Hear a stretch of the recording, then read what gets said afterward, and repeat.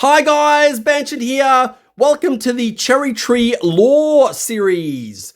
We are going to start off by looking at Cognium, the Cog Guild, which is the very first guild of CherryTree. And it won't be my voice that you're going to be hearing, it will be the legendary River's voice.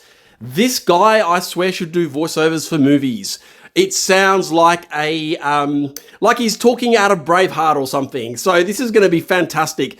So what I'll do is, rather than you seeing me beat up the god that they worship, right? I'm going to put a picture of Cognium up so that you can listen. You don't have to watch the screen. You can just listen and hear the lore of the Cognium Guild.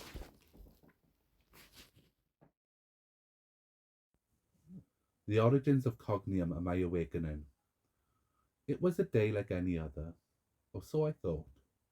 I had ventured deep into the forgotten dungeon, one that time itself seemed to have forsaken.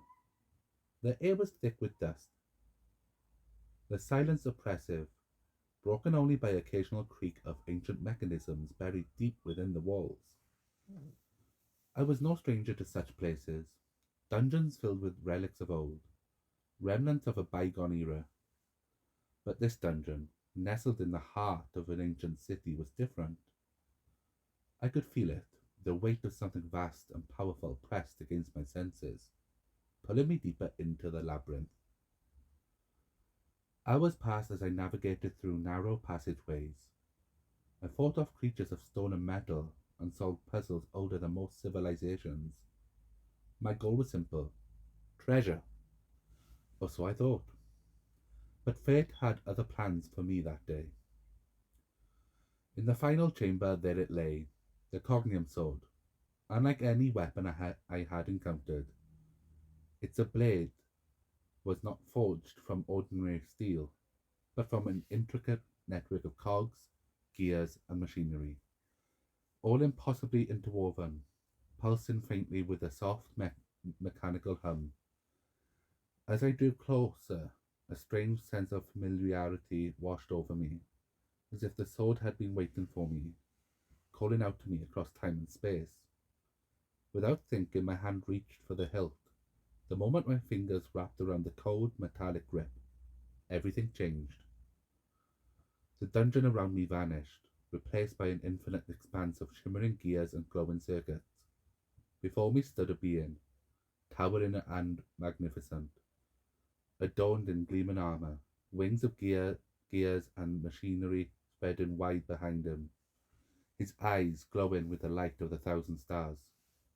This was Cognium, the god of machines, the eternal innovator who brought life and motion to the inanimate, the one who wove the fabric of reality itself through the power of mechanics and technology. As I stood frozen in awe, Cognium spoke, not with words, but through the vibration of the very air, through the hum of every gear and cog in the new realm. You have found my blade, mortal. In doing so, you have found me. His voice reverberated through the soul, not in a threatening way, but in a way that commanded respect and understanding. He continued, and in that moment I saw his story unfold before my eyes. As I stood before the towering figure of Cognium, the air seemed to hum with every energy of countless machines, each gear turning in perfect synchrony. The world I had known, the dungeon, the dust, the treasure, had all faded into the background. Now I was somewhere else entirely. A place where time and space were governed not by the laws of nature, but by the intricate dance of mechanisms older than the stars themselves. Cognium extended his hand, and with a wave, the vast expanse of machinery shifted. Gears, once turning in quiet harmony, began to spin faster, creating a symphony of clicks, whirs, and metallic melodies. The sky above, if it could be called that, filled with the history of a god, a story told in words, but not in movement of the very fabric of creation. I was not always a god, Cognium's voice echoed through the gears, the words vibrating through my bones. I was once like you, a being of flesh and ambition, wandering the world in search of something more. Images flashed before my eyes, worlds not unlike my own, filled with life yet chaotic and uncontrolled.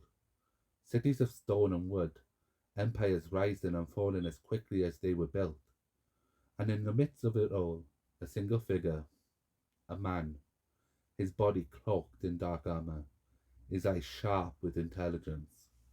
He moved among the people unseen and unnoticed, observing their struggles and triumphs. It was Cognium, before he ascended to godhood. I wandered for centuries, seeking to understand the nature of life and the forces that drove the world forward. And in my travels, I came upon a truth that would change me forever. As he spoke, the image shifted again, this time showing a vast and desolate wasteland. In the center stood a massive machine, ancient and weathered by time, yet still operational. Its gears turned slowly but with purpose, their movements in tune with the heartbeat of the universe. It was here, Cognium explained, that he discovered the power of machines, how they could bring order to chaos, how they could create balance where life alone could not. I realized that to bring harmony to the world, I had to transcend my mortal form. I had to become one with the machines, to harness their power and use it to guide the course of creation itself. With this revelation, Cognium shed his human shell and was reborn in the heart of the machine. His body transformed into a vessel of metal and gears, his mind linked to the endless web of circuits that span not just this world, but every world, and in that moment he became a god not of flesh, but of innovation and progress. The vision shifted again, showing Cognium in his new form, standing tall above the realms of mortals. With a wave of his hand he brought forth wonders beyond imagination, cities of metal and light, machines capable of feats that no living creature could achieve. Yet his creations were not cold or lifeless. They were imbued with the very essence of progress, each machine a testament to the delicate balance between creation and order. But even gods have their trials, he continued. For every force of progress, there is a force of decay. I am bound to keep the balance to ensure that my creations do not spiral into destruction. As his words settled in, I realized that this balance was not only about machines or the worlds he watched over. It was about the very nature of existence, the gears of life and death, creation and destruction, all turning in perfect harmony. And it was this delicate balance that drew me to him, that compelled me to reach for the Cognium sword, to accept the path. As the vision of Cognium's ascension unfolded before me, I stood transfixed, witnessing the transformation of being not bound by flesh, but one who had transcended the limits of mortality to become a force of pure innovation and progress. I felt this pull of his power, the call of the gears and circuits that seemed to whisper my name, invited me to join the grand design of the universe. The massive machine in the vision, its gears turning with precise purpose, represented more than just a mechanism. It was the embodiment of Cognium's will. Each gear, no matter how small, played a vital role in the balance he sought to maintain between creation and order. And in that moment I realized that I, too, was a cog in his grand design. The sword I held pulsed with energy, resonating with the very essence of the god who had crafted it. My hand, once hesitant, now gripped the hilt with certainty. I knew then that my journey had only just begun, and that I was destined to walk the path of Cognium, to serve as his instrument to the world of mortals. But this was not a path of blind devotion. Cognium did not demand worship in the traditional sense. His followers, like his machines, were meant to think, to create, to innovate. His gift to me was not only the power to wield a sword, but the responsibility to use my mind, my will, and my ingenuity to shape the world around me. As the visions began to fade, Cognium's voice echoed once more through the realms of gears and circuits. You have seen what I am, and what you can become. But know this, mortal. The path you walk is not an easy one. You will face those who seek to disrupt the balance, to sow chaos where there should be order. But with my sword in hand and my teachings in your heart, you will stand against them.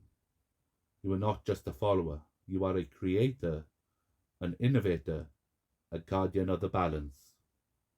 And with that, I was back in the dungeon, the vision of Cognium fading into the shadows of the ancient walls. But I was no longer the same. The sword in my hand was no longer just a relic. It was a symbol of my connection to something greater. The faint hum of the gears in the blade was now a constant reminder of the God who had chosen me, of the path I was meant to walk. From that day forward, I dedicated myself to the teachings of Cognium. I sought out the ancient places of worlds, where forgotten machines lay buried beneath the sands of time, waiting to be restored to their former glory. I built, I created, and I fought against those who sought to bring chaos to the world. Each battle, each invention brought me closer to understanding the delicate balance Cognium had spoken of. In the years that followed, I gathered others who shared my vision, who understood that progress was not about mindless expansion, but about maintaining harmony between creation and order. We became a guild of inventors, engineers, and warriors, all united under the banner of Cognium. Together, we restored ancient machines, built new wonders, and defended the balance against those who would tear it apart. Yet, despite all I had accomplished, I knew that my journey was far from over. Cognium's teachings were vast, his mysterious deep, and so I continued to seek out his wisdom, knowing that with each new discovery, I grew closer to the ultimate truth, that we, like the gears in the machine, all have a part to play in the grand design of the universe. Well, there you go. That's it. Isn't that interesting? Look, I even if you're not part of the guild, I just find all of this lore of how the existence of the gods came in and all of that kind of stuff. I found that very interesting. Lore sometimes it depends on what it is, can be very beneficial to understanding how a background story of a guild was created, and sometimes it's something which is almost religiously followed, I guess, or cultically, is that even a word? Based on the lore of that guild, which is very interesting. So this is a series where I'm going to have a look at all of the different gods of the lore of the gods of the different guilds, and this was part one because the cogs were first. Well, there you go. And it will be part two. We'll be looking at the Wooden Guild, which is the second guild that was created. That'll be in part two. But I hope you